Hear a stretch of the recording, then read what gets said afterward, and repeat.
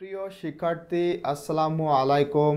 আজকের এই ক্লাসে আমি তোমাদের সাথে আলোচনা করব সপ্তম শ্রেণীর ইংরাজি বইয়ের চ্যাপ্টার 4.5 নিয়ে। এখানে দেখো একটা টেবিল রয়েছে, কিভাবে তোমরা এই টেবিলটা কমপ্লিট করবে ইনশাল্লাহ সেটা আমি দেখাবো। তো এখানে কি বলা হচ্ছে, ইন পেয়ার্স অর গ্রুপস, জোড়ায় অথবা দলে, identify the adjectives from the story. Identify করো মানে শনাক্তকরণ করো অ্যাডজেক্টিভ ফ্রম দ্য স্টোরি, এখানে যে গল্পটা ছিল উপরে সেখান থেকে। And right who or what the adjectives describe, এবং লিখো কে এবং কি, মানে কি এবং কাকে এই অ্যাডজেক্টিভগুলো বর্ণনা করতেছে সেইটা লিখো। One is done for you, এবং একটা তোমার জন্য করে দেওয়া রয়েছে। তো এখানে টেবিলটা একটু দেখো, এই পাশে তোমাদের অ্যাডজেক্টিভ লিখতে হবে। ঠিক আছে, দেখো এখানে অ্যাডজেক্টিভ ওই গল্প থেকে এখানে মানে একটা আছে, এখনও 6টা তোমাদেরকে লিখতে হবে। লেখার পরে যেমন এখানে বিগ একটা অ্যাডজেক্টিভ, বিগ কাকে ডেসক্রাইব করতেছে, describes the size of the frog, মানে ব্যাঙের যে আকার সাইজ এইটাকে ডেসক্রাইব করে। এভাবে তোমাদেরকে 6টা লিখতে হবে।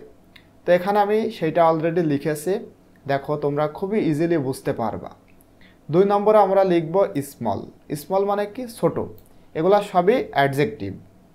তো এইটা ডেসক্রাইব করে কাকে, describes the size of the pond, মানে পুকুরের আকারকে ডেসক্রাইব করে এই স্মল।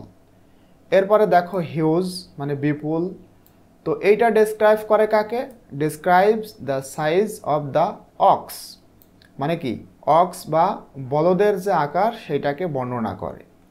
এরপরে আমরা লিখব অ্যানারমাস মানে বিশাল, describes the size of the breath the frog takes, মানে ব্যাঙ যে শ্বাস নেয় সেটার আকার ডেসক্রাইব করে অ্যানারমাস। এরপরে ফিউরিয়াস মানে রাগান্বিত বা ক্ষিপ্ত, এটা ডেসক্রাইব করে ডেসক্রাইবস দ্য ফ্রগস ইমোশন, মানে কি ব্যাঙের যে ইমোশন বা আবেগ অর্থাৎ সে যে রেগে থাকে সেটাকে ডেসক্রাইব করে ফিউরিয়াস। এরপরে প্রাউড মানে গর্বিত, ডেসক্রাইবস দ্য ফ্রগস অ্যাটিটিউড, এইটা ব্যাঙের অ্যাটিটিউড বা মনোভাবকে ডেসক্রাইব করে। এরপরে অ্যামেজড মানে বিস্মিত, ডেসক্রাইব করে কাকে, describes the frog's reaction to the ox. তো আশা করতেছি তোমরা এটা সুন্দর করে বুঝতে পেরেছো।